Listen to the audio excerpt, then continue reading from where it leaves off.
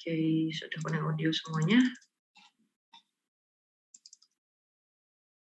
Oke, masih ada yang connect audio.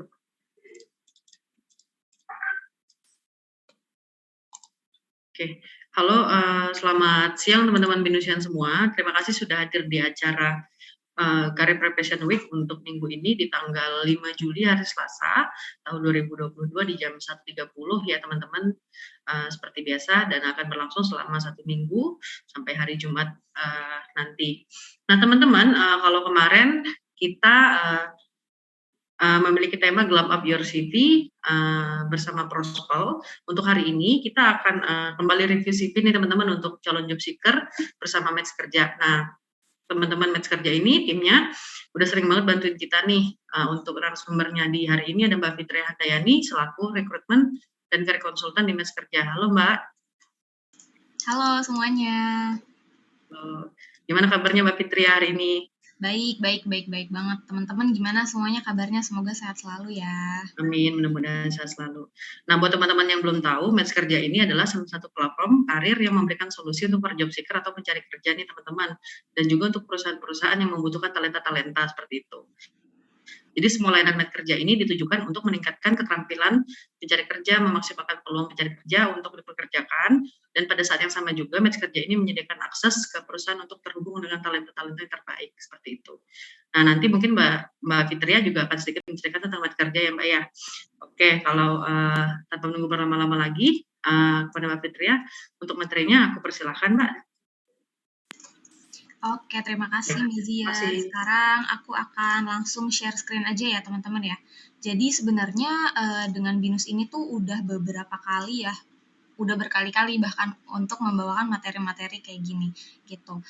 Tapi yang beda dari hari ini adalah ada beberapa materi yang sebenarnya aku tambahin sedikit ya, terutama tentang CV ATS gitu. Jadi nanti bisa teman-teman simak, kalau misalkan teman-teman perlu dicatat mungkin bisa dicatat gitu ya, atau direkam sebagaimana lah gitu. Oke, kita mulai dari slide yang pertama, yaitu materi pembahasan. Ini adalah materi-materi yang akan kita bahas hari ini. Nanti akan ada sesi Q&A, dan juga kalau nanti teman-teman ada yang mau di-review CV-nya ya, bisa banget nanti akan ada beberapa orang yang akan dipilih untuk kita review bareng-bareng, gitu. Nah, sekarang kita masuk ke pembahasan pertama, yaitu yang paling basic dulu ya, sebenarnya apa itu CV.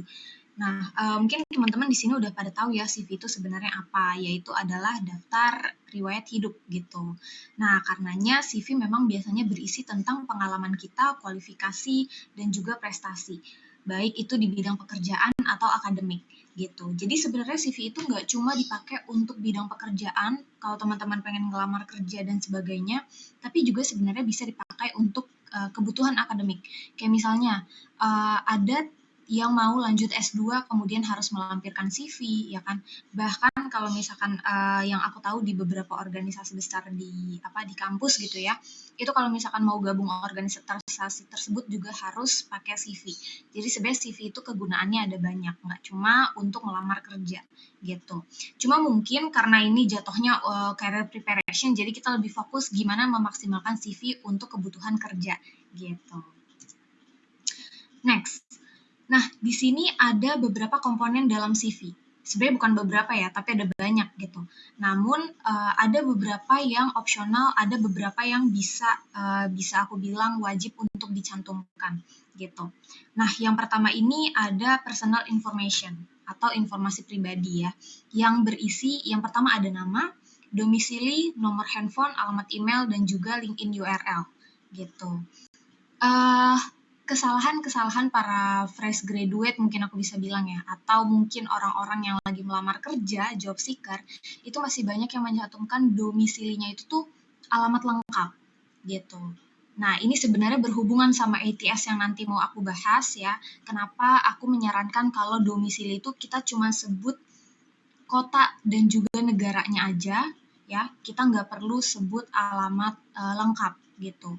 Selain memang karena kita nggak mau CV kita disebar kemana-mana dan ternyata jatuh ke orang yang nggak bertanggung jawab ya kan, kemudian disalahgunakan. Tentunya di ATS ini, di sistem ATS ternyata hanya membaca domisili itu tuh simple gitu. Jadi biasanya cuma kota atau negara aja Itu makanya kenapa penting untuk mencantumkan hanya kota dan negara aja gitu.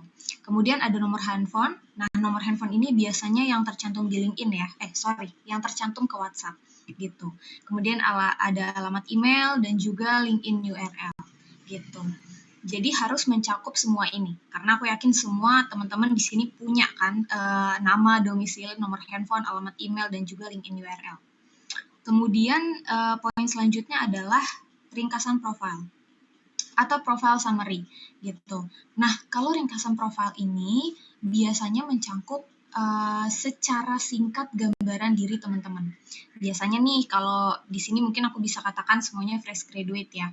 Fresh graduate atau entry level tuh biasanya cantumin lulusan apa, lulusannya dari mana, lulusan apa, kemudian punya interest di bidang apa, ya kan, punya interest di bidang apa, dan juga kelebihannya apa, gitu. Misalnya nih, aku dari psikologi gitu, berarti aku bisa cantumin aku dari psikologi, kemudian aku bisa cantumin juga kalau aku tertariknya di bidang HR, ya kan, bagian rekrutmen, bagian reward and benefit, bagian people and culture, segala macam. Kemudian aku juga bisa cantumin beberapa pengalaman-pengalaman aku yang aku anggap sebagai achievement gitu. Kayak misalnya aku udah berpengalaman selama 1 tahun atau lebih, atau misalnya ada orang kalau makin profesional tuh biasanya nyantumin udah berpengalaman lebih dari 10 tahun misalnya kayak gitu. Kemudian kalau misalkan teman-teman pernah internship gitu ya, melakukan internship misalnya di perusahaan-perusahaan startup, nah itu bisa disebut juga. Atau kemudian teman-teman pernah aku pernah ngehandle bagian marketing dan sosial media ketika intern, nah itu bisa dicantumin juga secara singkat di bagian summary gitu. Kemudian ada juga riwayat pendidikan. Riwayat pendidikan ini aku yakin teman-teman di sini pasti punya semua, jadi harus dicantumkan gitu. Riwayat pendidikan biasanya hanya mencantumkan 2 pendidikan terakhir, kalau aku bisa bilang ya. Kalau misalnya saat ini teman-teman S1, berarti cukup cantumin S1 atau S1 dan SMA gitu. Namun kalau dari aku biasanya SMA akan aku ilangin gitu ya. Tapi kalau misalkan ternyata CV teman-teman bener-bener kosong gitu, ya SMA boleh lah buat nambah-nambah dikit gitu ya. Kemudian kalau misalkan teman-teman S2 gimana? Iya, kalau misalkan S2 berarti cantumin S1 dan S2-nya gitu. Itu dari riwayat pendidikan. Dan juga kalau riwayat pendidikan itu biasanya mencantum apa aja sih, Kak? Yang pertama nama instansinya ya, kayak misalkan nama universitasnya apa? BINUS gitu. Nah, Nusantara, kemudian jurusannya apa, kemudian GPA, ya GPA-nya berapa, karena di beberapa perusahaan ternyata masih membutuhkan GPA tersebut untuk diisi di dalam form ATS gitu ya. Jadi cantumin GPA-nya juga dan juga tahunnya. Teman-teman S1-nya tuh dari tahun berapa sih? Dari 2015 sampai 2019. Dari 2017 sampai 2021 kayak gitu. Itu harus dicantumin. Dan juga kalau teman-teman mencantumkan lebih dari satu pendidikan, berarti yang dicantumin di paling atas itu yang pendidikan terakhir gitu. Jadi kalau misalnya teman-teman ada S1 sama SMA gitu, S1-nya di atas, SMA-nya di bawah. Jadi pastiin untuk semua yang mengandung urutan waktu gitu ya. Nah, itu yang paling terakhir ditaruh di paling atas. Gitu. Kemudian ada juga pengalaman kerja. Nah, kalau pengalaman kerja ini opsional ya, karena mungkin teman-teman di sini ada yang belum pernah punya pengalaman kerja sama sekali, ada yang udah gitu. Pengalaman kerja ini atau professional experience itu mencakup yang pertama bisa part-time, yang kedua bisa full-time, bisa internship, ya kan, bisa apa ya, bisa freelance juga gitu. Jadi keempat itu pengalaman organisasi tidak termasuk di professional experience ya. Itu yang perlu teman-teman catat karena masih banyak banget fresh graduate yang mencantumkan pengalaman organisasi di bagian professional experience gitu. Nah, pengalaman kerja ini biasanya mencakup yang pertama nama perusahaan, yang kedua posisinya apa, apakah internship, kalau internship di bagian apa, HR intern misalnya, atau social media intern segala macam. Kemudian dari kapan teman-teman menjabat di posisi tersebut. Kayak misalkan dari Mei 2021 sampai Desember 2021, misalnya kayak gitu. Harus dicantumin bulan dan tahun gitu. Kemudian yang terakhir adalah cantumin achievement atau gambaran deskripsi pekerjaan teman-teman. Tanggung jawab apa yang teman-teman emban, kemudian mungkin apakah ada achievement yang teman-teman dapatkan atau enggak gitu. Kayak misalnya kalau bagian marketing atau sosial media gitu biasanya mungkin lebih berkaitan sama angka ya. Kayak misalnya naikin sales berapa persen gitu atau meningkatkan efektivitas suatu sistem berapa persen gitu.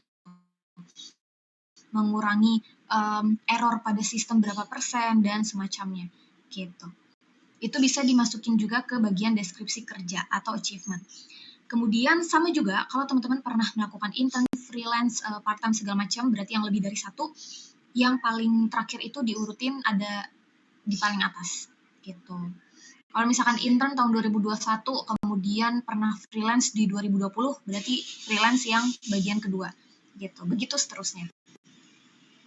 Next-nya ada kualifikasi. Nah, kualifikasi, kemampuan atau skills ini banyak yang masih menggunakan bar ya. Mungkin karena udah beberapa kali melakukan webinar ini, teman-teman udah makin banyak juga yang ngebenerin CV-nya jadi nggak pakai bar, which is good, tapi mungkin masih ada yang menggunakan. Jadi kalau misalkan masih ada yang menggunakan bar di bagian skills, itu mending dihilangin aja. Aku sarankan dihilangkan. Karena kenapa? Karena alat ukurnya pun tidak jelas gitu ya kan. Mungkin teman-teman menilai kalau kemampuan teman-teman itu 4/5 lah untuk menguasai Microsoft Excel. Tapi ternyata mungkin ketika dites ya kan, kadang ada beberapa nggak 4/5, justru malah 3/5 misalnya kayak gitu. Jadi untuk mengurangi hal-hal yang seperti itu, untuk bagian skill langsung disebutin aja poin-poinnya. Kayak misalkan, oke, Microsoft Excel, PowerPoint, kemudian mungkin Corel Draw, dan semacamnya.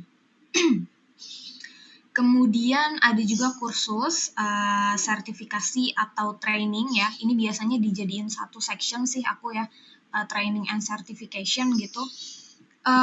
Untuk hal ini teman-teman perlu mencantumkan yang pertama penyelenggaranya siapa gitu. Misalnya ada pelatihan yang diselenggarakan oleh BINUS gitu ya, berarti tulis BINUS gitu. Kemudian nama pelatihannya apa sih? Apakah teman-teman ikutin pelatihan Microsoft Excel, pelatihan social media management misalnya seperti itu. Dan kemudian kapan teman-teman ngambil sertifikasi atau pelatihan tersebut gitu. Kalau misalkan hasil dari sertifikasi atau training tersebut ternyata ada nilai ya, nilai sebagai hasil evaluasi akhir, teman-teman bisa juga cantumin. Kayak misalnya tes TOEFL ya kan biasanya kan ada skornya. Kalau misalkan skornya oke bisa dicantumin juga di situ. Gitu. Dan sama kayak yang sebelum-sebelumnya kalau misalnya ada lebih dari satu ya kan, pastiin yang terakhir dicantumin itu, yang paling atas dicantumin adalah pelatihan atau sertifikasi terakhir yang teman-teman ikutin, gitu. Kemudian selanjutnya ada bahasa atau language ya. Nah, bahasa atau language ini karena semakin kesini semakin banyak lowongan-lowongan yang mencantumkan kemampuan bahasa Inggris di bagian requirement-nya, jadi perlu juga untuk dimention gitu. Biasanya bahasanya ada dua ya, bahasa Indonesia, bahasa Inggris gitu. Bahasa Indonesia pastinya level native ya, karena kan memang itu bahasa ibu. Kalau misalnya bahasa Inggris, nah itu teman-teman bisa nilai sendiri gitu. Kira-kira bisanya apa ya? Apakah conversational, ya kan? Cuma ngobrol sehari-hari, ataukah emang profesional atau gimana? Gitu. Biasanya antara itu. Atau teman-teman bisa bilang bahasa Inggrisnya pasif atau bahasa Inggrisnya aktif, kayak gitu. Kemudian yang terakhir achievement. Nah, achievement ini sebenarnya kadang aku adjust lagi ya. Jadi ada beberapa orang yang memang achievementnya kayak cuma 1 atau 2 gitu.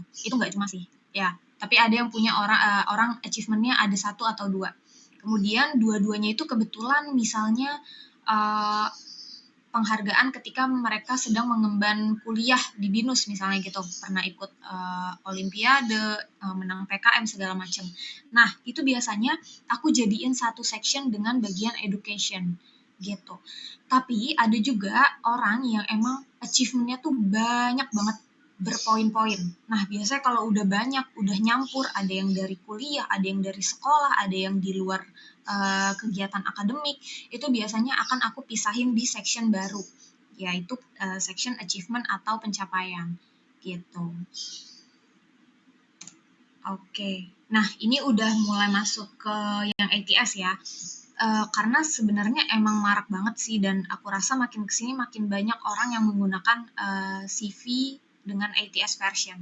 Karena memang dari perusahaan-perusahaan juga mulai banyak yang menggunakan sistem ATS ini gitu. Jadi ATS ini sebenarnya adalah applicant tracking system, di mana fungsinya adalah untuk memudahkan recruiter dalam melakukan screening CV gitu. Jadi yang namanya screening CV itu kan sebenarnya walaupun simpel tapi dia cukup makan waktu ya. Apalagi kalau yang ngelamar banyak gitu. Jadi untuk mempersingkat dan mempermudah rekruter biar lebih produktif juga gitu ya, lebih baik menggunakan sistem gitu. Nah, jadi untuk job seeker, nah ini rada tricky nih untuk job seeker, karena kita harus adjust gimana ya kira-kira biar CV kita tuh bisa kebaca sama ATS gitu. Kalau dari sisi recruiter nih yang menggunakan ATS ya, ATS itu punya 2 tahap dalam melakukan screening CV. Yang pertama ada profile completeness dan yang kedua ada matching score. Yang mana keduanya nanti akan aku jelaskan di slide selanjutnya gitu. Kemudian di sebelah mana nih? Sebelah kanan layar ya kalau di aku itu ada beberapa format yang mungkin bisa teman-teman perhatikan ya untuk penulisan CV yang ATS friendly gitu. Yang pertama informasinya harus lengkap. Informasinya harus lengkap. Lengkap bukan berarti banyak atau bertele-tele ya gitu. Informasi lengkap dalam artian misalnya untuk personal information cantuminnya ada nama, ada LinkedIn URL, ada alamat email, nomor telepon yang terhubung ke WhatsApp, ada juga domisili gitu. Beda kalau misalnya domisilinya yang dicatat adalah kota dan negara sama yang domisilinya dicatat alamat lengkap gitu. Nah, yang alamat lengkap ini jatuhnya udah bertele-tele karena sebenarnya itu tidak dibutuhkan oleh ATS. Nanti akan aku tunjukin di slide-slide selanjutnya gitu. Informasinya lengkap. Kalau ada pendidikan dicantumin, kalau ada mungkin kalau teman-teman di sini pengalaman kerjanya masih nol ya atau masih sedikit banget, bisa dicantumin pengalaman organisasi, achievement, segala macam. Kemudian desainnya itu biasanya yang polosan. Mungkin teman-teman di sini udah familiar, ya kalau ATS sudah pasti lah CV-nya tuh yang polos gitu kan, yang hitam putih gitu. Biasanya menggunakan hitam putih dan juga simbol-simbolnya itu tuh sedikit banget penggunaannya dan biasanya berupa angka atau bullet point gitu. Kemudian menggunakan satu kolom. Kadang di CV itu mungkin teman-teman bisa ngeliat kalau misalnya biasa bikin di Canva ya, itu biasanya ada dua kolom gitu. Yang pertama lebih kecil, yang kedua lebih lebar, gitu kan. Nah, itu jatuhnya kan 2 kolom, tapi kalau yang ATS ini biasanya 1 kolom. Kenapa? Karena ATS itu hanya membaca tulisan atau angka dari atas ke bawah dan dari kiri ke kanan gitu. Kalau misalnya teman-teman mencantumkan 2 kolom, takutnya nanti dibacanya tuh jadi berantakan gitu. Sistemnya jadi berantakan ngebacanya gitu. Kemudian biasanya pakai judul-judul standar kayak misalnya bagian experience ya kan, professional experience atau work experience, kemudian bagian personal information, bagian summary, bagian education gitu. Itu judul-judul yang standar yang biasa dipakai gitu. Jadi biasanya sistem udah ngerti nih kayak, oh bagian work experience berarti gue lagi ngebaca bagian pengalaman orang nih, pengalaman kerjanya orang nih gitu. Jadi sistemnya udah tahu gitu. Kemudian untuk fontnya sendiri, yang lebih aman adalah pakai font-font standar. Kayak Arial, Cambria, Calibri, Garamond, dan lain-lain gitu. Karena kan sebenarnya ATS itu kan ada banyak banget versinya ya. Dan kita nggak tahu apakah sebenarnya font A ini bisa kebaca sama ATS di recruiter ini sama di recruiter yang lainnya mungkin bisa beda gitu. Takutnya ada yang nggak kebaca, jadi biar aman kita pakai font-font yang standar gitu. Jadi kalau misalkan ada yang bilang ATS friendly, CV-CV ATS friendly itu biasanya memang mengacu ke CV yang polos. Sebenarnya bisa nggak sih CV yang banyak gambarnya, banyak warnanya, layoutnya macem-macem gitu ya, desainnya macem-macem, itu kebaca oleh ATS gitu? Sebenarnya mungkin bisa, gitu. Tapi karena ini untuk ngelamar kerja dan kita pengen yakin kalau CV kita terbaca oleh ATS, makanya dibuatlah yang versi lebih simpel, jatuhnya buat cari aman gitu. Nah, tadi kan aku mention ya ada bagian profile completeness dan juga matching score gitu.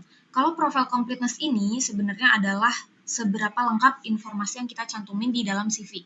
Kayak misalnya nih, di sini teman-teman ngelihat sistem ATS ya dari sisi recruiter gitu. Jadi ini point of view-nya dari recruiter. Misalnya aku nih recruiter, aku pengen screening ada kandidat namanya Edwin gitu. Nah, Edwin ini CV-nya emang udah polos nih. Tapi kemudian kalau teman-teman lihat di sebelah kanan, di sini ada yang akurasinya 80%. Ya kan? Ada tulisan akurasinya 80%. Kenapa 80%? Karena memang informasi yang disampaikan oleh Collins ini tidak lengkap. Yang pertama, dia nggak ada alamat email. Dia nggak ada nomor telepon. Makanya kalau teman-teman lihat di bagian alamat email dan nomor telepon, di situ kosong, ya kan? Tapi di bagian namanya muncul, gitu. Karena memang ada. Itu kenapa akhirnya nilainya nggak bisa 100%, karena ada bagian-bagian yang nggak lengkap. Nah, next-nya, ini baru matching score. Kalau matching score ini jatuhnya udah ke keywords yang kita gunakan, gitu. Jadi kalau kandidat pengen apply nih, kalau di sini kebetulan di bagian sales accountant gitu ya. Nah, kandidat pengen apply untuk suatu posisi tertentu, pasti kan ada requirement yang dibutuhkan, ya kan, oleh recruiter. Misalnya gini, aku pengen kandidat-kandidatnya itu jago Microsoft Excel, jago payroll, jago project management, accounting, auditing, wah banyak banget. Kemudian aku pengen kandidatnya itu lokasinya cuma di Jakarta doang. Aku nggak mau nerima dari luar Jakarta gitu. Kemudian aku pengen kandidatnya itu udah punya pengalaman di industri pertambangan misalnya kayak gitu.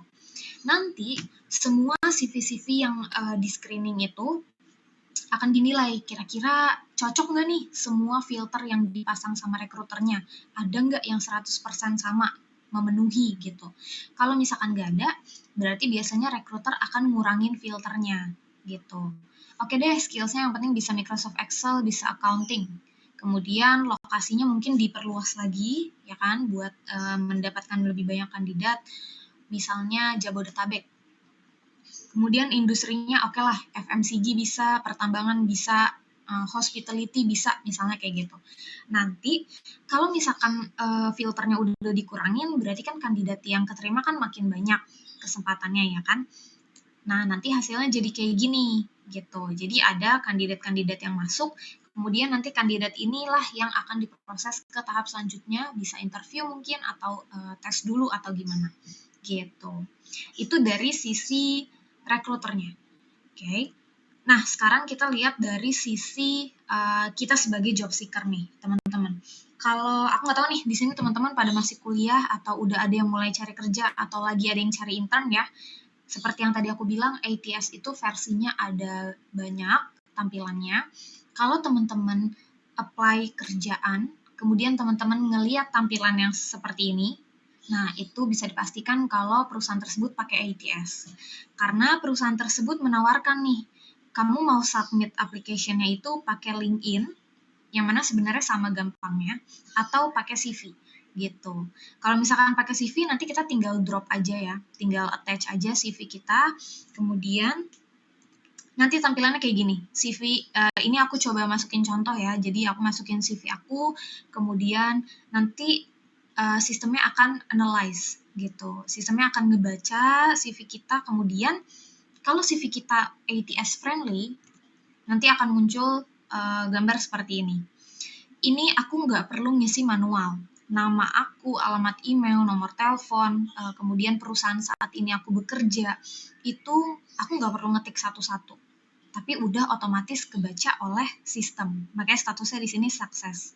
Gitu. Itu adalah salah satu perusahaan yang pakai ATS. Aku rasa nih kalau misalkan teman-teman udah mulai coba banyak lamar kerjaan ya, kemudian nemu aplikasi-aplikasi kayak gini nih ketika ngelamar, ya itu namanya ATS gitu. Tampilannya kayak gitu. Nah, ada juga yang tampilannya kayak gini. Kalau tadi itu kan yang dibaca, jadi gini, ada perusahaan yang ngebacanya itu beberapa doang, ada yang lengkap. Kalau misalkan kayak gini, yang kebaca tuh cuma nama, alamat email, nomor telepon, current company, sama di bawahnya biasanya cover letter gitu. Kalau cover letter sih biasanya tinggal di kopas-kopas aja ya kalau aku. Tapi ada juga yang ngebacanya lengkap sampai ke pengalamannya, organisasi, sertifikasi. Nah, hal-hal tersebutlah yang bikin sebenarnya penting untuk rekruter menggunakan ATS karena selain untuk memudahkan mereka, mereka juga memberikan experience yang baik untuk para job seeker sehingga job seeker nggak perlu capek untuk ngetik-ngetik manual ya kan, karena kalau misalkan job seeker pada males ngetik manual, apalagi kalau yang pengalamannya udah banyak ya, itu jatuhnya kalau lamaran kita di skip nih, lamarannya di skip, nanti jadi sedikit yang lamar dan ruginya adalah di rekruter gitu. Makanya sebenarnya ATS ini menguntungkan kedua belah pihak. Nah, ini ada versi lainnya dari ATS ya, karena tadi aku bilang ATS itu ada banyak banget versinya. Ini kita sama kayak tadi, kita bisa apply biasa lewat LinkedIn, kita bisa apply pakai application yang terakhir, bisa manual juga kalau emang rajin ya, tapi bisa juga pakai autofill, pakai CV gitu. Nah, ini ada panjang banget nih proses yang harus kita lewatin. Kalau misalkan kita harus isi manual satu-satu, capek, ya kan? Keburu kitanya bete gitu, ngopas-ngopas tahun, ngopas-ngopas job desk, ya kan? Sertifikasi, alamat email, segala macam. Jadi kalau misalkan mau pakai CV, kita biasanya tinggal ngedrop aja CV-nya di sini kayak biasa. Kemudian tinggal di nextin aja gitu. Nih contohnya ke tahap yang pertama nih, informasi tentang job seeker-nya, ya kan? Ada beberapa hal yang memang harus kita isi sendiri secara manual gitu ya. Tapi biasanya itu pertanyaan-pertanyaan simple yang kita nggak mesti ngetik. Contohnya adalah kayak gini, how did you hear about us? Gitu. Biasanya kalian dengar perusahaan ini tuh dari mana sih? Kalau aku bilang dari LinkedIn misalnya kayak gitu. Pernah nggak sih kerja sama kita sebelumnya? Gitu. Aku bilang no, ya kan? Jadi kita cuma tinggal milih doang. Kemudian bagian country ini ya, ini kan tulisannya Indonesia ya. Nah, Indonesia itu udah bukan aku lagi yang ngisi, tapi itu udah ATS-nya gitu. Jadi itu udah keisi otomatis dari sananya. Kenapa? Karena kalau tadi di awal aku bilang, itu kenapa makanya kita nggak perlu mencantumkan alamat email sedetail itu. Karena ATS itu biasanya cuma ngebaca antara negara, kode pos, atau kota gitu. Ya, itu tadi bagian country-nya itu udah keisi secara otomatis oleh sistem. Nah, ini bagian nama, ke bawahnya sebenarnya masih ada lagi, cuman nggak mungkin aku screenshot satu-satu ya. Bagian namanya juga ternyata alhamdulillahnya kebaca gitu oleh sistemnya. Aku nggak perlu isi secara manual. Nah, ini udah masuk ke bagian experience. Kalau misalnya aku harus isi ini sebanyak ini secara manual, itu bakal makan banyak waktu. Yang tadinya aku setengah jam aku bisa apply ke banyak kerjaan, tapi dengan ini dengan isi manual aku cuma bisa isi satu kerjaan, jatuhnya jadi rugi gitu. Ini juga udah kebaca secara otomatis lewat ATS, tapi emang kita harus cek-cek salah, ngebaca tahunnya salah, kadang bisa kayak gitu.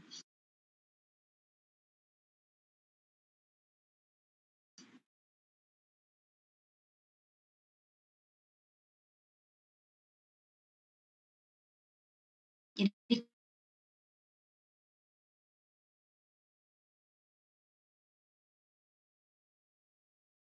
kalau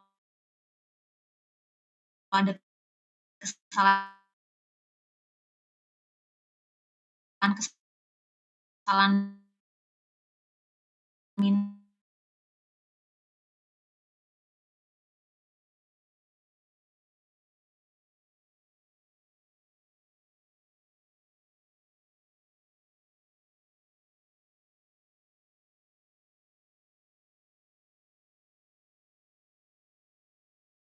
baca huruf sama angka gitu.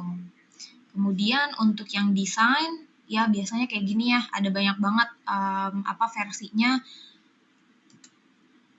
Nah, ini kalau misalkan teman-teman pengen lihat lebih jelas, di sini biasanya untuk CV yang desain ada bagian fotonya pastinya ya kan. Di sini teman-teman mungkin ada yang masih pakai background biru atau merah ya kan, fotonya mending diganti jadi yang lebih netral gitu ya.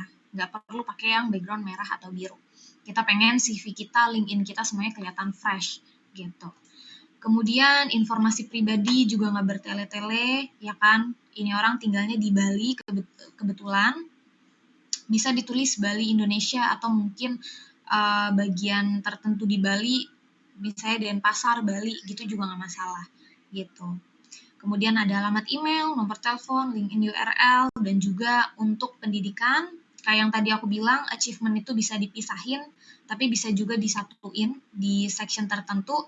Kalau di sini aku satuin sama bagian pendidikan, gitu. Karena dia punya pencapaian dapat beasiswa, ya kan? Dapat beasiswa, ya udah aku cantumin aja sekalian di bagian education. Kemudian untuk bahasanya juga ada skor TOEFL-nya yang bisa dicantumin. Nah, kemudian ada bagian skills. Skillsnya kayak yang tadi aku sebut, langsung aja pakai poin-poin, nggak perlu pakai bar-bar gitu ya. Kayak misalkan Microsoft Office, kemudian ada Photoshop, accounting, taxation, segala macam. Kursusnya juga sama, ya kan? Kursusnya kalau misalkan lihat di sini, teman-teman bisa tahu kursus apa sih yang diambil, penyelenggaranya siapa, tahunnya kapan, gitu. Kalau di sebelah kanannya, di sini tentunya ada nama, ada summary, ada pengalaman kerja, dan juga ada pengalaman organisasi. Urutannya juga dari yang terakhir ya. Kalau teman-teman kelihatan nih di bagian work experience itu dari yang 2020 ke 2019 ke 2018 gitu. Sama kayak yang organisasi, ada nama organisasinya, masa menjabat, dan juga deskripsi singkat gitu. Nah, ini juga sama aja kayak yang tadi, cuman ini versi ATS-nya gitu. Kalau teman-teman lihat ya, ini yang versi yang biasa aku pakai kalau mau bikin CV ATS ya. Termasuk CV aku sendiri juga versinya emang sama kayak gini, dan alhamdulillah kebaca sama ATS gitu, kayak yang tadi udah teman-teman lihat.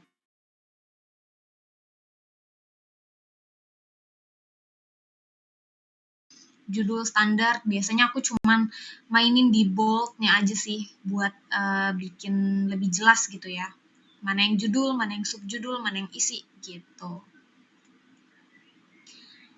Oke, ini ada don'ts-nya ya, alias apa yang seharusnya tidak kalian lakukan terhadap CV kalian. Yang pertama, tidak mencantumkan tanggung jawab. Kalau misalkan di sini bagian experience nih, si Jamie ini dia jadi senior art director tapi nggak ada job desk-nya gitu. Sementara untuk posisi yang sama, senior art director di perusahaan A dan perusahaan B bisa aja job desk-nya itu beda-beda gitu, ada yang membedakan. Makanya kenapa penting untuk dicantumin tanggung jawab gitu. Kemudian masih pakai bar, ini bar yang aku maksud ya, masih pakai bulat-bulat kayak gini, itu nggak perlu. Standar penilaiannya juga nggak jelas dari mana dia bisa menilai seperti ini. Jatuhnya CV dia tuh ini penuh colorful, iya, cuma informasi yang disampaikan tuh jadi sedikit gitu.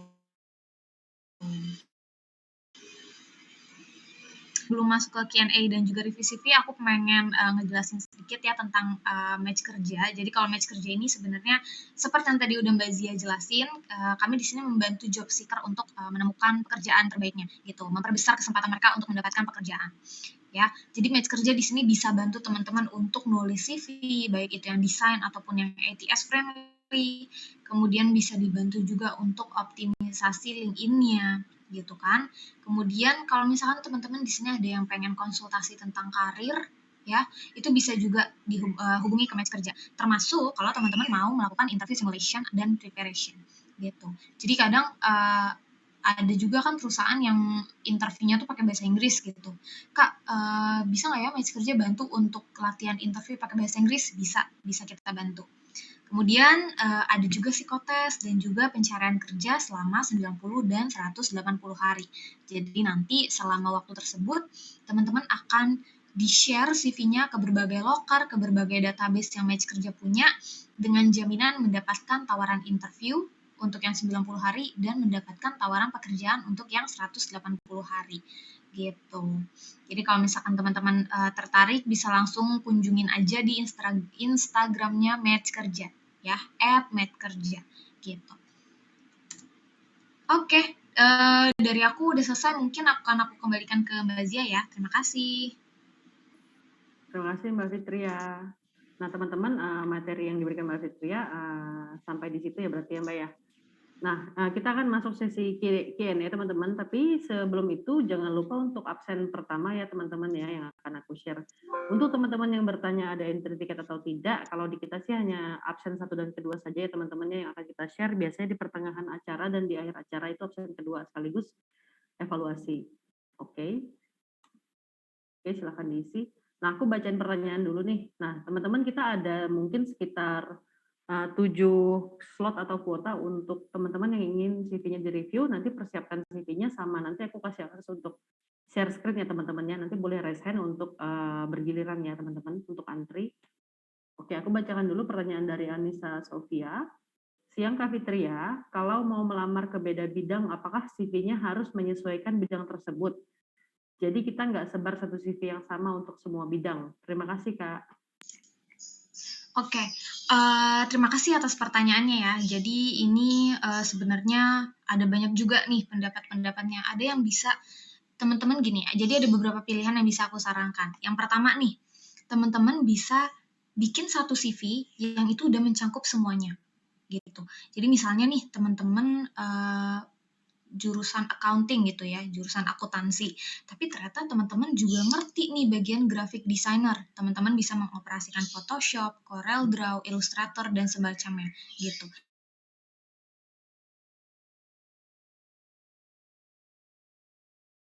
Akuntansi, tapi bisa juga di bagian graphic design.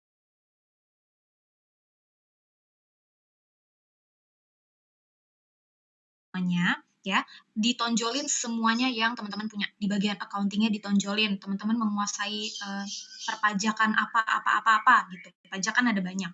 Kemudian pembukuan apa-apa. Nah, di bagian skill tentang graphic designer-nya itu, teman-teman juga tonjolin kalau menguasai Illustrator, Corel Draw, dan semacamnya. Itu yang pertama, bisa dibikin satu untuk general gitu ya. Jadi semuanya dicakupin di situ. Tapi bisa juga kalau emang teman-teman pengen fokusnya ke satu aja gitu ya, pengen fokus ke satu aja, bikinlah satu CV yang memang lebih menonjolkan accounting gitu. Jadi bagian graphic designernya, bagian graphic design kayak Illustrator segala macam itu nggak perlu dicantumin di CV gitu. Sebaliknya kalau misalkan emang teman-teman lulusan akuntansi tapi pengen terjun di bagian graphic design, ya udah teman-teman cantumin bagian graphic desainnya aja gitu. Teman-teman bikin portofolio sebagus mungkin, jadi accountingnya itu hanya tercantum di bagian pendidikan gitu. Tapi di bagian skills, di bagian summary, ya kan summary-nya teman-teman tunjukin kalau saat ini saya interest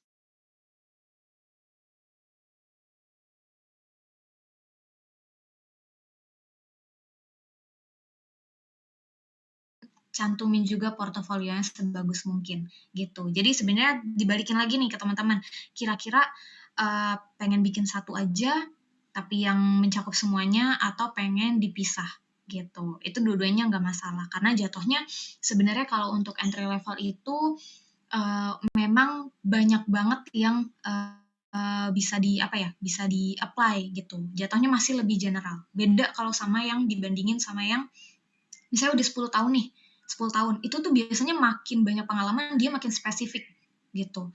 Yang tadinya manajer di bagian akuntansi, nanti jadi general manager di bagiannya itu-itu juga. Jadinya lebih spesifik. Tapi kalau entry level tuh biasanya makin banyak yang mereka bisa apply sebenarnya. Jadi itu sebenarnya nggak masalah. Mau bikin satu atau mau bikin lebih dari satu. Gitu. Semoga membantu ya. Baik, terima kasih Mbak Fitria. Mudah-mudahan bagi Anissa pertanyaan sudah menjawab ya. yang di-review nanti boleh raise hand ya teman-teman ya. Selamat siang Kak Fitria. Kalau saya pengalaman studi independen itu nulisnya di mana ya? Saya ikut studi independen di BINUS sebagai pengganti internship. Dari hasil studi independen saya mendapatkan sertifikasi dari Google dan LinkedIn Learning. Terima kasih.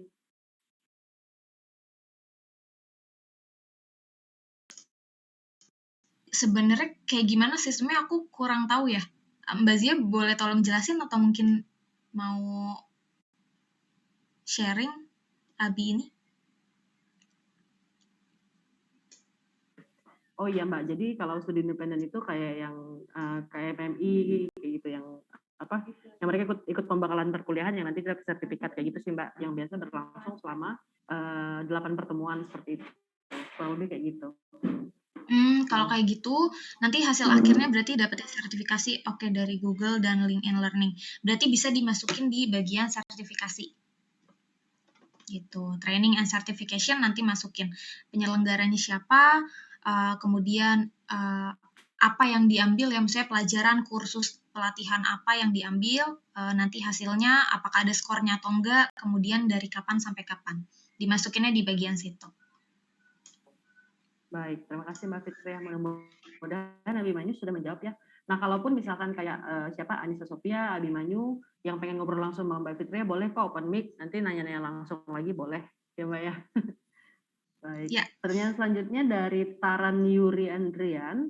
Halo Kak, bagaimana kalau pengalaman kita mulai kebanyakan sehingga memerlukan 2 page untuk CV? Apakah nggak apa-apa atau sebaiknya diapain? Terima kasih. Oke. Nah, ada beberapa juga yang nanya ke aku, sebenarnya CV itu baiknya berapa halaman sih gitu.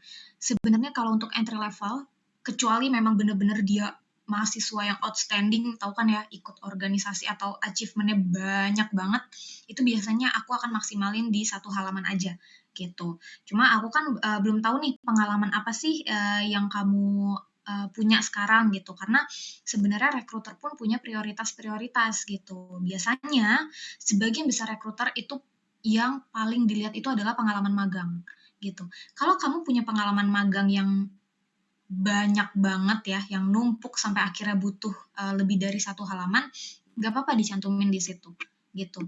Make sure semua gambaran deskripsinya jelas. Tapi kalau misalnya ternyata banyaknya itu di organisasi atau kepanitiaan, aku rasa harusnya difilter.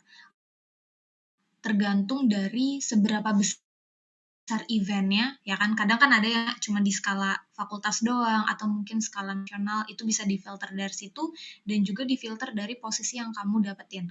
Aja, atau kamu di bagian kepala divisi, misalnya gitu. Ya kan ada tuh kepala koordinator segala macam gitulah ya, itu bisa difilter dari situ gitu. Atau kalau misalkan masih kebanyakan bisa difilter dari posisinya gitu. Misalnya nih kalau misalkan kamu bagian acara, bagian sekretaris ya, itu kan pasti ada banyak banget soft skill dan mungkin hard skill yang bisa kamu cantumin di bagian deskripsinya, ya kan? Itu yang bisa kamu utamain tuh dari posisi-posisinya. Tapi kalau misalkan lebih ke bagian apa ya? Lebih ke bagian divisi lain, mungkin seperti bagian tiketing misalnya, yang cuma ngecek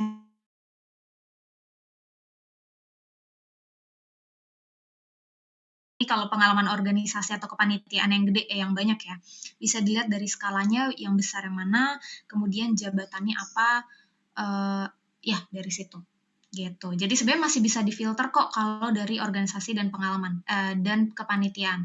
Kalau kebanyakannya di pengalaman internship, baru boleh dicantumin semuanya, dan kalau misalkan emang masih butuh space, ya udah nggak apa-apa 2 halaman gitu. Maksimalin 2 halaman aja ya, jangan lebih, karena itu kalau udah 3 halaman udah kebanyakan banget jatuhnya.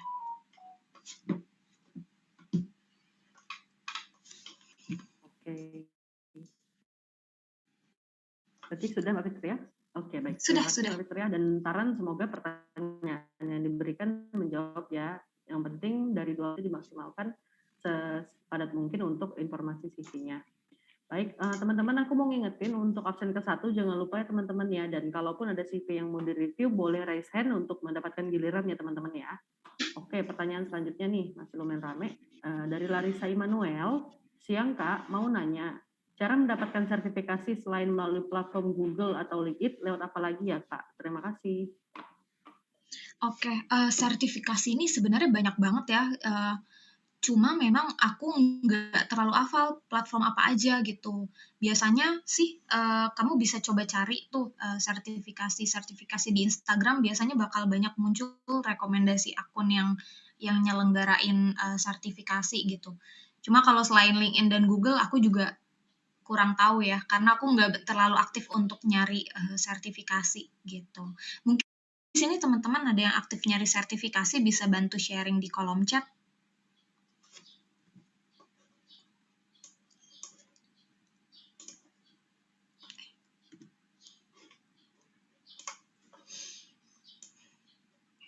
Mbak Zia masih di ya, maaf.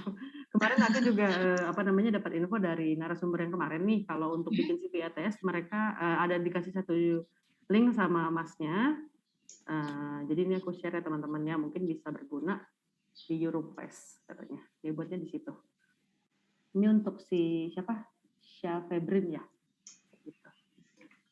Kalau mungkin Alma bisa share pengalamannya buatnya di Kinobi, apakah gimana proses pembuatannya, mungkin boleh share? Oke, terima kasih banyak. Iya, sama-sama. Nah, mungkin di antara mungkin di sini Anissa Sofia, Abimanyu, Taran, Larissa, kemudian Syah Febrin ataupun Alma, apakah ada CV yang ingin dibantu review sama Kak Fitria? Silakan. Ya Kak, selamat.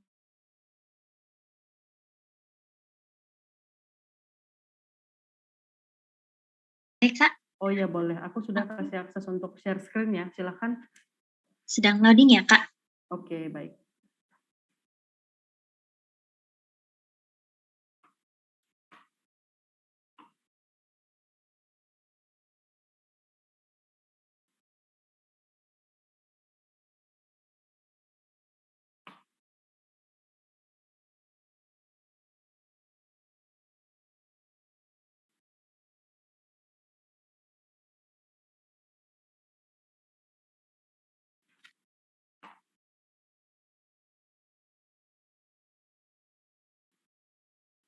Oke, masih on proses.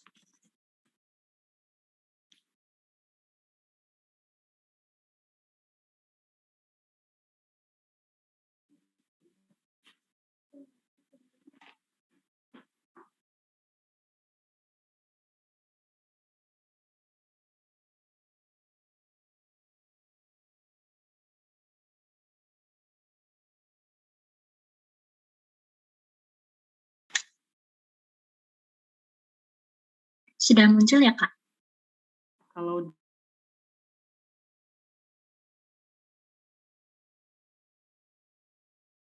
masih start share screen.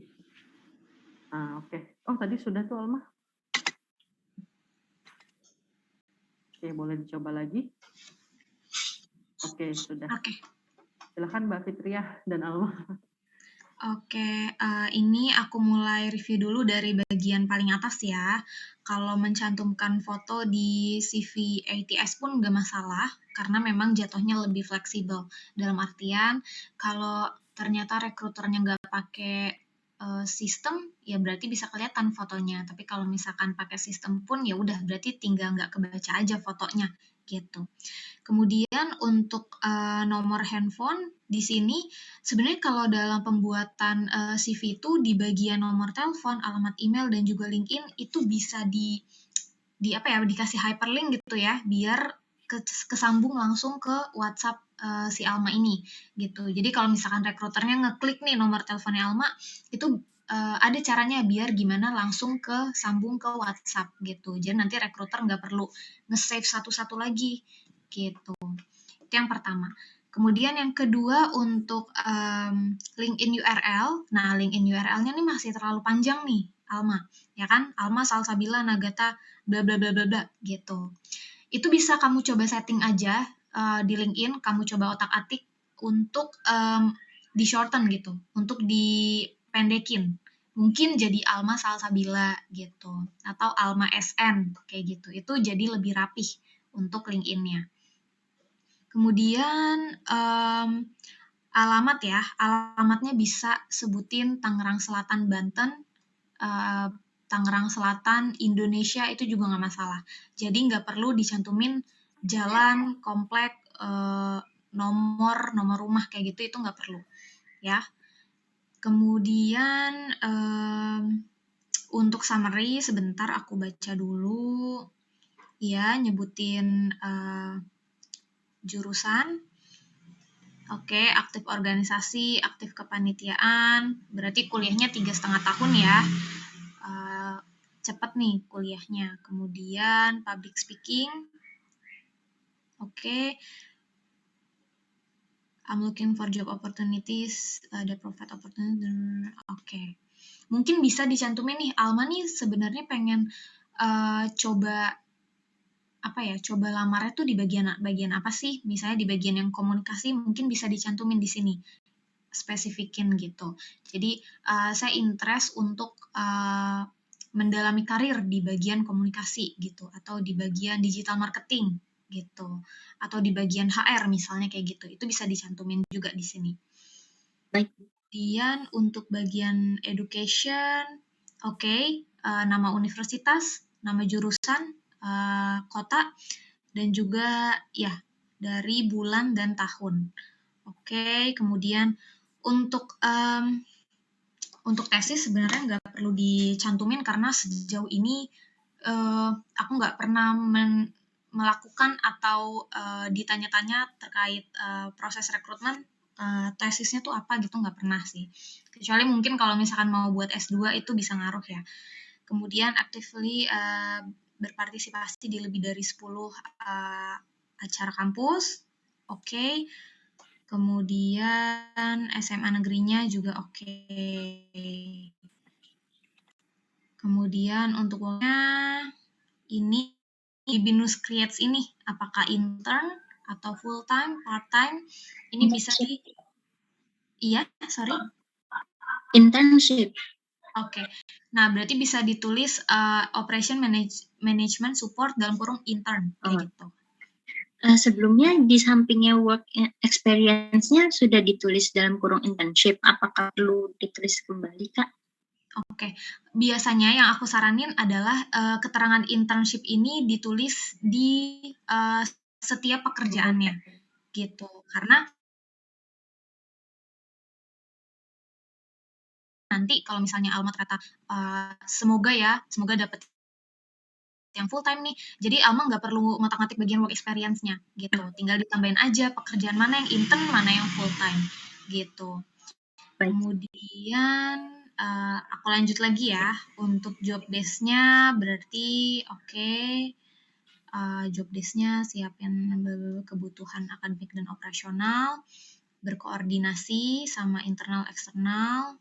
Oke. Nah, ini salah satu sebenarnya mungkin bisa dibilang achievement ya, kalau misalnya yang berhubungan sama angka gitu. Processing data and making reports related to learning outcomes, lebih dari 100 mahasiswa gitu ya, dan lebih dari 15 dosen gitu. Yang kayak gitu-gitu tuh bisa dicantumin kalau teman-teman ada pengalaman seperti itu. Kemudian di Bank Indonesia ini bisa ditambahin juga internnya. Kemudian conduct oke. Mungkin bisa dibagusin lagi dalam artian kalau misalkan memang internship-nya itu sudah selesai, berarti pakai verb-nya past tense semua kayak gitu. Kemudian di bagian organizational, oke, nah ini kan di bagian Manager of Public Relation nih. Sebenarnya kalau dari yang aku lihat tadi, lebih ke komunikasi dan juga administrasi nih yang menonjol dari pengalaman-pengalamannya Alma gitu. Termasuk yang ini Manager Public Relation, berarti kan berkoordinasi sama 6 tim. Kemudian sosial media aktif, berkolaborasi ya kan. Jadi banyak banyak menggali kemampuan komunikasinya Alma gitu. Kemudian bikin report juga, ya kan, berarti kan jatuhnya administrasi nih. Oke, kemudian bagian public relation, oke, berarti bagian writing ya, bikin 10 artikel. jadi representatif juga ya kan, yang mana itu komunikasi lagi gitu kan. Berarti komunikasinya juga harus dicantumin di bagian skills, udah. Oke, biasanya kayak yang aku tadi ya Alma ya, mungkin bisa versi seperti ini, cuma aku kurang tahu apakah versi seperti ini akan terbaca secara benar oleh ATS atau enggak. Cuman kalau misalkan emang pengen dipisah-pisahin lagi, boleh skills-nya dicantumin sendiri, kemudian project dan seminar dijadiin sendiri, gitu.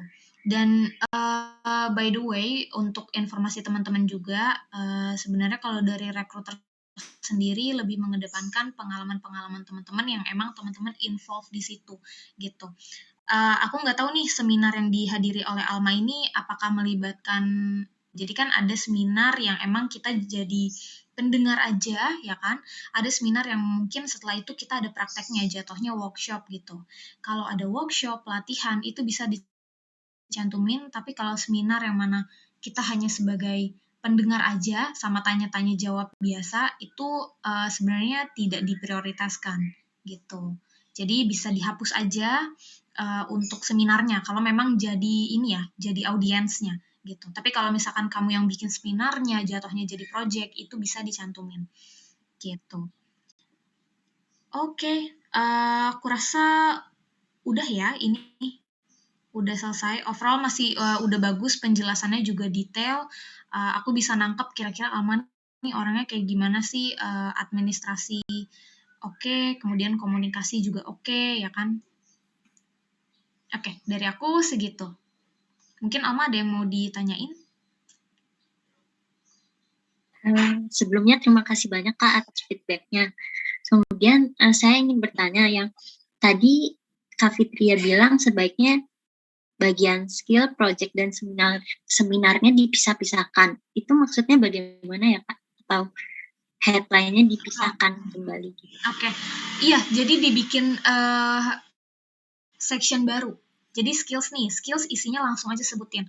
Hard skill-nya apa? Hard skill-nya Alma itu kan administrative task, ya kan? Making report, misalnya gitu. Itu bisa ditambahin, by the way, di bagian skills.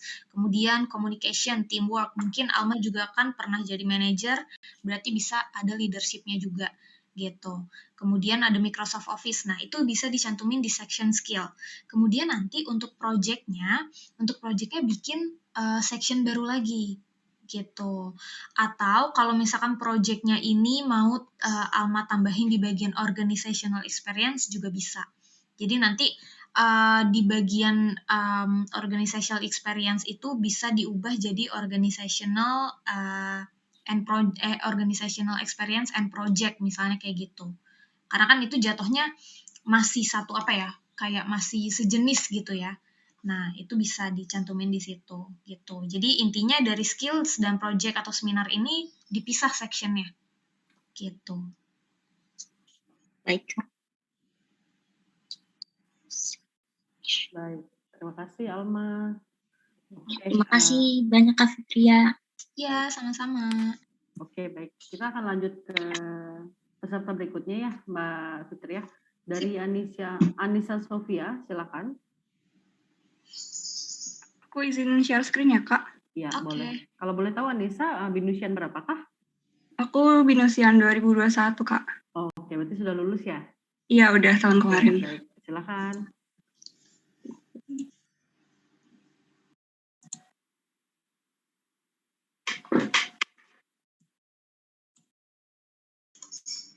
Oke, Anissa Sofia Ulfa. Sip, untuk alamat email oke, LinkedIn-nya udah dipendekin ya, udah oke, domisilinya udah oke. Mungkin bisa disambungin ke WhatsApp kali ya untuk nomor HP-nya ya, Anissa ya. Oke, Kak. Oke, kemudian untuk executive summary, oke, dari international relation. Oke, good writing, research, analytical thinking. Oke, disebutin secara singkat pengalamannya, pernah intern di bagian content marketing. Oke, tanggung jawab sebagian besarnya juga udah dijelasin. Kemudian experience in administrative support. Nah, kalau kayak gini dijelasin juga nih kan, berarti Anissa nih ngejelasin kalau dia nih ada interest loh di bagian marketing gitu. Oke, kemudian untuk education-nya, BINUS International Relation 2017-2021, oke, mungkin bisa ditambahin GPA ya, GPA-nya bisa ditambahin. Kemudian untuk language biasanya dijadiin section baru ya. Jadi additional information ini nggak usah dicantumin, tapi dipecah aja jadi section-section gitu. Bisa jadi section yang pertama ada language, berarti ada Indonesia sama di bahasa Inggris. Levelnya udah oke, yang Indonesia mungkin bisa diganti jadi native, yang Inggrisnya udah oke, limited working proficiency.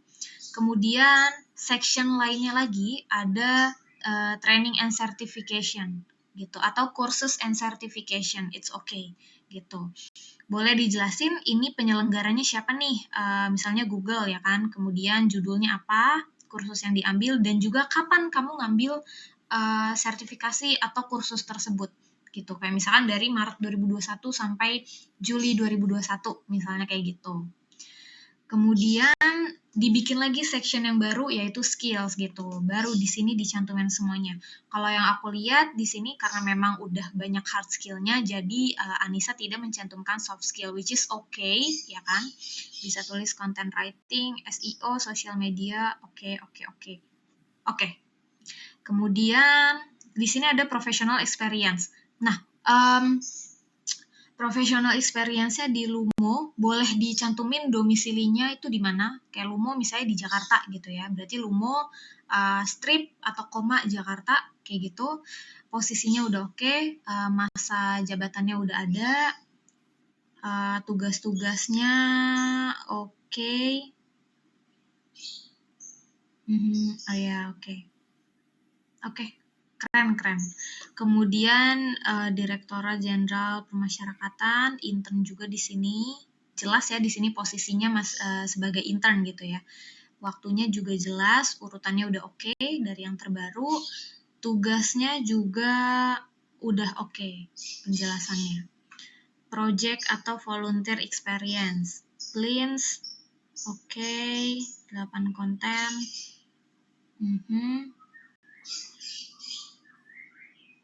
Oke, oh banyak ya. Ada organizational experience. Oke, bisa ke bawah. Academic project. Oke. Achievement, oke. Koreksi aku sebenarnya kalau in terms of context udah oke, cuma mungkin bisa diprioritasin lagi nih Anissa nih dari urutannya ya. Mungkin bisa di scroll ke atas karena kan 2 halaman ya. Iya. Ke atas. Nah, yang pertama itu kan udah ada personal information, udah ada summary. Nah, yang kedua education karena memang jatuhnya masih masih baru lulus gitu kan, jatuhnya masih FG, fresh graduate. Setelah education itu masukin aja langsung ke professional experience. Oke. Gitu. Jadi summary, education, professional experience, kemudian project, kemudian boleh scroll ke bawah lagi karena aku agak lupa.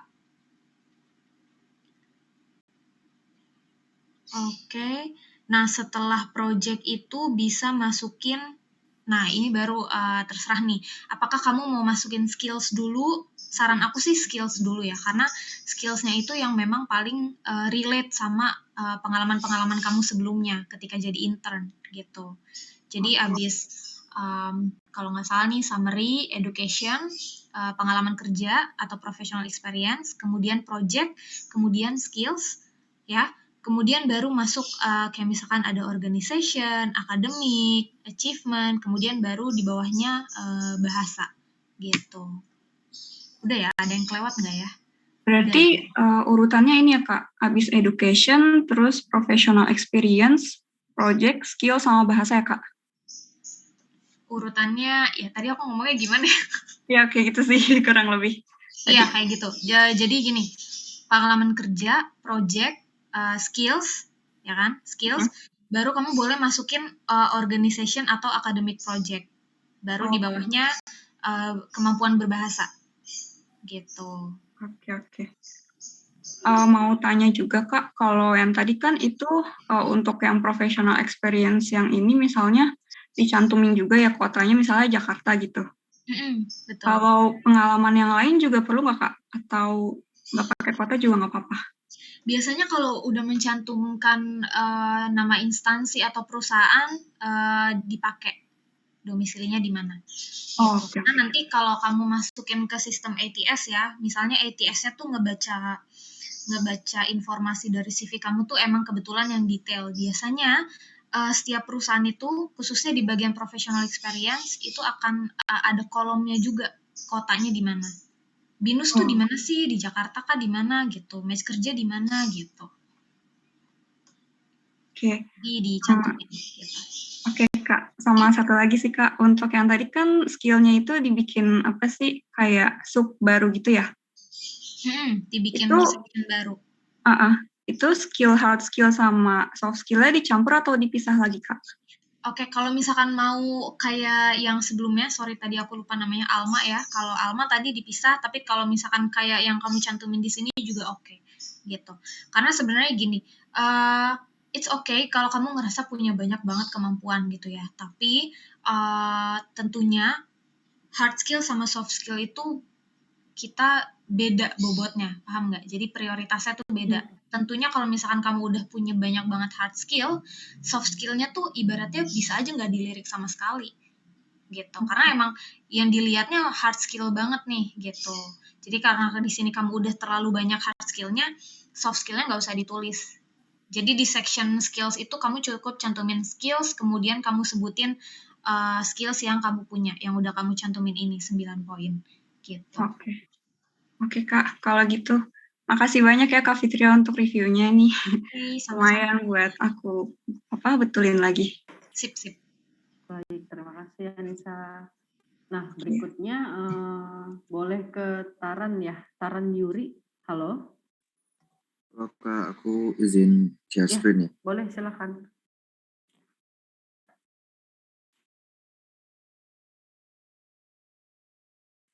Ya, silakan Mbak Fitria. Mungkin boleh digedein lagi ya sedikit size-nya Taran supaya terbaca sama Mbak Fitrianya.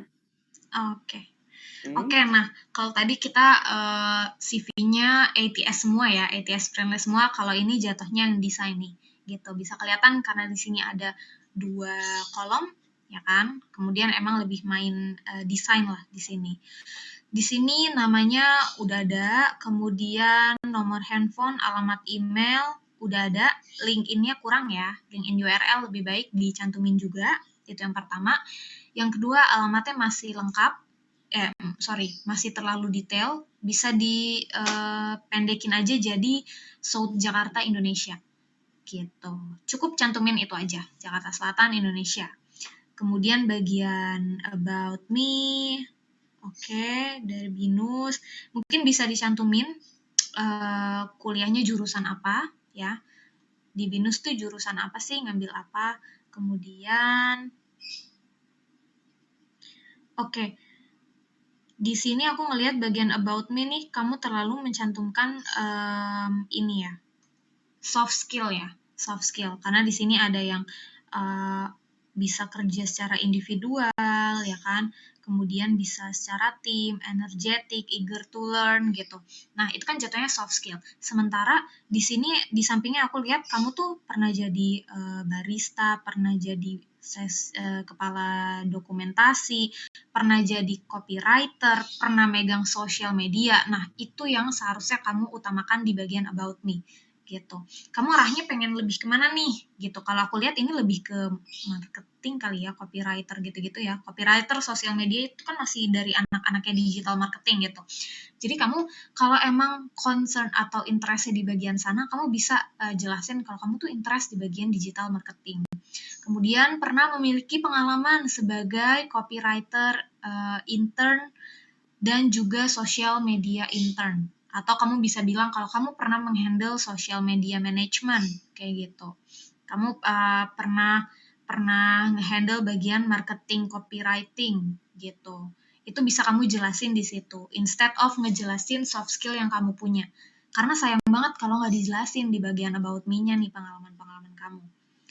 Kemudian specialization ini aku lihat jatuhnya ke skill ya. Nah, skill itu sebutin aja hard skill-nya. Aku rasa nih kamu kayaknya banyak deh lumayan hard skill-nya. Ability to work efficiently in high pressure, itu dihilangin aja. Verbal, non-verbal, hilangin aja. Kalau kamu mau tetap cantumin communication aja. Communication skills, gitu. Jadi, sebutinnya itu di bagian skills itu cukup apa ya, kata-kata aja gitu. Kayak misalnya nih, detail oriented. Kemudian apalagi ya, teamwork, leadership gitu. Jadi nggak perlu yang kayak verbal, non-verbal, communication skill, ability to work efficiently, kayak gitu-gitu nggak perlu gitu. Kemudian karena kamu udah punya banyak pengalaman lainnya, kamu bisa cantumin copywriting, kamu bisa cantumin digital marketing, kamu bisa cantumin social media management. Social media itu kan kamu kalau misalkan pernah nganalisa gitu, mungkin ada software atau aplikasi yang kamu pakai, bisa kamu cantumin nama aplikasinya apa, nama softwarenya apa di bagian skill. Jadi specializations-nya itu diganti skill ya, gitu. Dan juga bagian skill itu kamu sebutin poin-poinnya aja, gitu. Kayaknya aku ngomongnya rada ngacak, tapi semoga sampai maksudnya ya. Kemudian pindah ke sebelah kanan, ada, ini udah masuk ke experience-nya ya. Oke, yang pertama, Head of Documentation Division. Ini organisasi atau kepanitiaan atau intern atau apa? Organisasi Kak waktu itu. Oke, berarti sectionnya dipisah ya, gitu. Jadi work experience ini mencangkupnya yang barista, copywriter, social media officer, sama marketing copywriter, sama yang TikTok ini. Oke, yang sesi dokumentasinya dimasukin ke section lain, gitu. Terus kita lihat yang barista, coffee master, Starbucks-nya di mana? Jakarta, tambahin kotanya. Kemudian Oke, kemudian intern copywriter di mana? Naisu Studio di mana lokasinya? Jakarta kah? Di mana? Ditambahin. Oke. Kemudian sosial media. Intern social media officer mungkin bisa diganti ya, namanya jadi social media intern gitu. Sama juga ditambahin kantornya ini di mana nih, Corner Advisory itu di mana. Kemudian, nah, bagian social media intern ini kan berakhirnya Juni 2021. Jadi harusnya ini yang ada di urutan kedua nih. Jadi yang pertama barista, yang kedua social media intern, yang ketiga baru intern copywriter di Naisu Studio. Gitu. Kemudian, yang marketing copywriter di Shopee itu di paling atas gitu. Jadi semoga nangkep ya. Yang kamu urutin dari paling atas itu yang paling baru gitu. Yang paling baru nih kan di TikTok nih. Kamu sekarang masih di TikTok ya kan? Berarti yang pertama TikTok, yang kedua Shopee, yang ketiga barista di Starbucks, yang keempat Corner Advisory, yang kelima baru Naisu Studio gitu. Urutannya masih berantakan kalau yang ini ya. Tapi in terms of job desk-nya, penulisannya udah oke. Mungkin kalau kamu bisa tambahin angka-angka, misalnya kamu berhasil naikin, mungkin SEO itu kan jatuhnya banyak yang nyari nih, banyak kata-kata yang kena nih ke para pembaca, itu ada angkanya, persentasenya bisa ditambahin kalau ada gitu ya. Bisa scroll ke bawah. Udah Kak, cuma sampai udah sini ya? aja. Oke. Soalnya di aku nggak kelihatan bagian language-nya. Tapi language-nya language spoken itu nggak perlu ditulis. Jadi sebutin aja language apa, Indonesia, bahasa Inggris gitu. Levelnya apa gitu ya. Kemudian kalau schools ini maksudnya berarti education ya. Education cantumin aja BINUS. Nggak perlu dicantumin SMA-nya gitu. Kemudian karena tadi ada pengalaman organisasi, udah dihapus saja. Kenapa? Karena pengalaman kerja kamu nih udah banyak work experience-nya gitu. Jadi recruiter pasti bakal ngelihat ke situ instead of ngelihat pengalaman organisasi kamu. Gitu. Jadi dihilangin nggak apa-apa. Oke? Kira-kira ada yang bingung nggak? Karena kayak tadi aku rada berantakan nih ngejelasinnya. Boleh sih Kak, aku dari tadi nyatat juga soalnya. Oh Aku gitu. tangkap semua juga jadinya dari urutan working experience dan ngejelasin pekerjaan yang aku udah pernah kerjain di about me-nya, dan di bagian skillnya itu lebih di singkatin aja, lebih to the Yap, point aja betul. gitu sih ya. Iya. Oke Kak, thank you. Oke, sama-sama. Baik, terima kasih untuk Taran Yuri Andrian ya. Oke, selanjutnya giliran IKD Arya untuk review CV-nya. Sembari aku mau ngingetin ya teman-teman, untuk absen kedua aku akan share sekarang, mohon juga diisi untuk track data record kami ya. Terima kasih. Oke, IKD Arya, silahkan. Ya. Panggilannya Apa Arya sudah? ya? Atau Iya, siapa? Kadek ya. Oh iya, Kadek, oke. Silahkan. Mungkin agak lebih digedein sedikit ya, biar Mbak Fitria bisa lihat. Oh ya. Di zoom out sedikit ya. Oh, ini dari handphone ya, Kadek ya? Iya, dari handphone, Bu.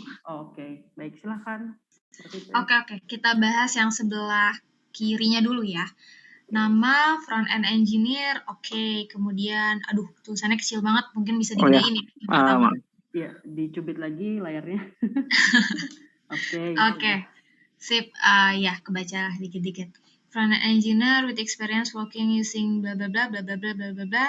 Collaboration with team designing, enhancing, maintaining web feature based on user problem. Oke. Berarti ini jatuhnya udah spesifik ya di bagian front end gitu. Kemudian language-nya oke, bahasa Inggris, bahasa Indonesia. Mungkin boleh ditambahin kalau misalkan memang kemampuan bahasa Inggrisnya di level profesional, bisa ditambahin profesional proficiency gitu. Kemudian bagian kontaknya, nomor handphone, aku belum tahu ini bisa tersambung ke WhatsApp atau enggak, cuman mungkin bisa dipasang hyperlink kalau belum. Alamat email oke, link in URL bisa ditambahin, dan juga untuk alamat berarti di Jakarta Barat, Indonesia gitu, West Jakarta Indonesia gitu. Boleh geser ke kanan. Oke, sip. Oke, kalau yang di sini intern kah atau apa nih? Intern. Oke, intern. Oh, internnya setahun ya? Iya, internnya setahun. Oke, berarti pengalamannya harusnya udah banyak nih, lumayan. Experience, inovasi sukses Sentosa ada di mana? Di Jakarta kah? Bisa ditambahin. Kemudian front end web developer dalam kurung intern, ya bisa ditambahin. Februari, oke. Oke. Nah, kalau di sini muncul banget nih hard skill-nya karena emang di bagian kamu kan banyak menggunakan apalah bahasa pemrograman dan lain-lain ya yang aku kurang ngerti lah. Disebut HTML, CSS, JavaScript, lain-lain. Oke. Kemudian skill-nya, nah ini masih make bar ya jatuhnya, jadi bisa disebutin aja kira-kira bagian front end nih, kalau emang kamu mau grup kayak gini, dibikin grup kayak gini, it's okay. Front end-nya apa, megang JavaScript, HTML, bla bla bla, framework-nya apa, programming language-nya apa, itu udah oke. Jadi barnya dihilangin ya. Kemudian boleh ke bawah. Oke, academic history-nya diganti jadi education. Binus University atau Bina Nusantara University, kotanya dicantumin. Kemudian dicantumin communication ya, kalau misal jurusan kamu apa gitu. Kayak misalkan jurusan komunikasi nih, ilmu komunikasi. Berarti tulis di situ. Ilmu komunikasi 2000 berapa sampai berapa, GPA-nya oke. Kemudian minat dan hobi. Oke, sebenarnya minat dan hobi nggak perlu dicantumin ya. Karena di skill kamu udah spesifik banget gitu. Minat dan hobi dihilangin aja nggak masalah. Gitu. Boleh ini nggak dikecilin jadi aku bisa ngeliat secara keseluruhan. Oke. Nah, ini kan CV-nya masih banyak banget kosongnya nih. Sebenarnya in terms of desain masih bisa dimaksimalin lagi kalau menurut aku. Misalnya fotonya kamu bisa ganti pakai yang lebih netral gitu ya. Mungkin warna merahnya kamu edit jadi warna putih biar lebih netral, atau kamu pengen convert ke yang versi ATS gitu. Biar nggak terlalu bingung nih ngatur-ngatur warnanya segala macam. Terus fontnya juga masih terlalu kecil, jadi bisa lebih dibesarin biar lebih kelihatan gitu. Mungkin dari kamu ada yang mau ditanyain? Untuk project-project di kuliah itu Mm-mm. termasuk lebih baik dimasukin skripsi aja atau project-project lain? Soalnya kan skripsi itu termasuk project yang paling besar kan. Mm-mm. Itu Boleh dijelasin nggak proyeknya seperti apa? buat ini learning management system buat guru dan siswa. Jadi biar bantu belajar gitu. Oh gitu, berarti kalau misalkan emang kamu ada kegiatan kayak gitu lebih dari satu ya, itu bisa dijadiin di satu section project aja. Kalau misalnya itu kan cuma satu skripsi aja, itu perlu dicantumin apa enggak? Kalau satu skripsi aja boleh dicantumin disatuin sama bagian education. Atau kalau kamu mau pisah di bagian project sendiri juga nggak apa-apa. Jadi minat hobinya dihapus, terus diganti project gitu. Oke. Itu aja sih udah cukup. Oke. Kasih ya Kak. Ya, sama-sama. Baik, terima kasih Adik Arya. Oke teman-teman, karena berhubung masih ada 7 menit ya, masih ada satu slot lagi kuota teman-teman untuk yang ingin CV-nya di-review. Tadi aku lihat ada yang namanya Helmi, raise hand ya. Mungkin ingin share CV-nya, Helmi? Apakah masih di sini? Oh, sudah tidak ada. Oke. Masih ditungguin satu lagi nih teman-teman. Dan jangan lupa untuk absen kedua ya teman-teman ya. Sebagai track record datanya. Masih kita tungguin nih.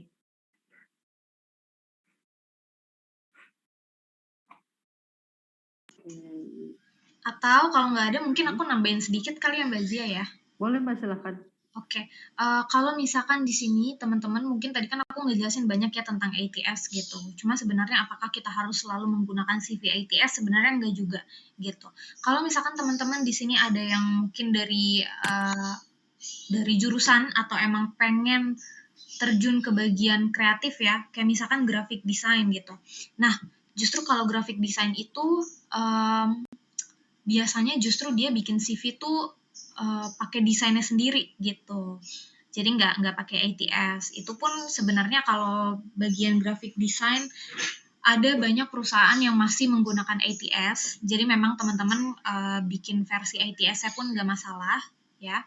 Namun ada juga yang mereka kan nerima via email gitu kan. Nggak semua rekruter pakai ATS. Kalau misalkan semuanya nerima via email, teman-teman pastiin untuk yang di bagian kreatif pakai CV yang desain gitu. Jadi ATS emang general bisa dipakai di mana aja, mau via email, mau via website, ATS segala macam bisa. Tapi kalau untuk yang bagian kreatif, kalau misalnya mau lamar ke pekerjaan yang memang ternyata tidak menggunakan ATS dalam proses rekrutmennya, bikin atau apply pakai CV yang desain. Karena biasanya kan orang-orang graphic designer tuh punya punya kode warnanya sendiri, ciri khasnya sendiri yang bisa dituangkan ke dalam CV. Karena kalau misalkan rekruter ngelihat di bagian desain grafis gitu ya, pasti yang dilihat kan desainnya. Sementara kalau kalian nyantuminnya versi ATS kan susah gitu untuk menilainya, walaupun mungkin ada portofolio gitu. Jadi intinya untuk yang di bagian kreatif nih, siapin yang ATS, kalau emang apply-nya di website kayak yang tadi aku udah jelasin, tapi kalau misalkan mau apply via email, via LinkedIn, atau langsung approach ke rekruternya, itu langsung share aja CV yang desain, yang udah teman-teman buat sendiri beserta dengan portofolio. Portofolio itu wajib banget, terutama untuk teman-teman yang di bagian kreatif. Gitu. Itu aja sih tambahan dari aku. Baik, Mbak Fitria, terima kasih. Nah, teman-teman, apakah masih ada yang ingin bertanya atau share CV-nya? Kita masih tungguin satu lagi. Oke, sepertinya sudah tidak ada ya. Oke, kalau kayak gitu memang karena juga berhubung di penghujung waktu ya, teman-teman, mungkin kita boleh foto bareng dulu untuk sesi penutup closing. Aku kasih waktu 30 detik buat teman-teman mungkin siap-siap dan rapin rambut dan sebagainya. Sambil buka kamera. Oke.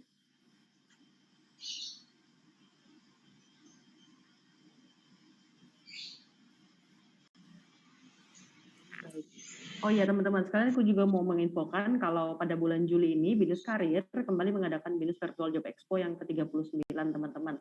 Acara ini masih berlangsung online ya, jadi teman-teman khususnya para job seeker bisa melamar kerja tapi tetap masih sambil di rumah ya teman-teman ya. Nantinya akan ada puluhan perusahaan yang bergabung di Binus Virtual Job Expo ini yang tengah membuka lowongan kerja. Jadi ini kesempatan buat teman-teman nih mencari peluang karir yang luas lagi. Nah, acaranya ini untuk alumni BINUS dan juga mahasiswa semester akhir yang mungkin sedang menghadapi sidang atau mungkin yang yang sudah lulus sidang. Dan acara ini gratis ya teman-teman ya. Jadi di sini nggak ada syarat minimalnya itu tidak ada utang SKS aja untuk mendaftar. Nah, acaranya ini nanti berlangsung dari tanggal 11 sampai 16 Juli 2022. Acara sendiri Senin sampai Sabtu yang akan kita buka dari jam 9 pagi sampai jam 4 sore seperti itu. Nanti caranya kalian teman-teman tinggal ikutan aja apply online di rumah di websitenya nanti di Binus Job Expo .binuskarir.com. Nanti login dengan email dan password Binus Mayanya teman-teman seperti itu. Oke, nanti kalau ada info lebih lanjut atau ingin ditanyakan, boleh hubungi kami di Instagram @binuskarir ya teman-teman ya. Nanti boleh tanya-tanya di situ, nanti akan dibantu sama adminnya. Dan jangan lupa besok ada rangkaian Career Preparation Week lagi by Club. Nanti akan review CV lagi teman-teman. Nah, teman-teman mungkin yang masih penasaran atau mungkin pengen diulas lagi CV-nya, besok boleh join lagi, kita akan reminder lagi dan akan kita invite lagi teman-teman. Seperti itu. Oke deh, kalau udah kayak gitu, udah pada open cam semua. Oke, aku akan tag halaman pertama ya. 1, 2. Oke, halaman kedua 1, 2. Oke, halaman ketiga tidak ada yang open cam ya. 1, 2. Oke, baik. Terima kasih sekali lagi teman-teman Binusian yang sudah meluangkan waktunya untuk menghadiri sesi Career Preparation Week ini, dan juga terima kasih juga kembali saya ucapkan kepada Mbak Fitria dari Match Kerja yang selalu membantu tim Binus Karir untuk berbagai kegiatan ya sepanjang tahun ini. Jangan kapok-kapok ya Mbak. Siap. Baik, kalau kayak gitu. Oke, saya Zia dari Binus Karir, mohon pamit bersama tim. Ada Mbak Ayu, Mbak Yana, Mbak Risha, Pak Teddy dari manajer dari Binus Karir, dan Mbak Laras juga mohon pamit ya. Pada teman-teman, terima kasih semuanya. Selamat sore. Terima kasih, selamat sore. Terima kasih Mbak Fitria. Sehat selalu. Terima kasih Mbak Fitria.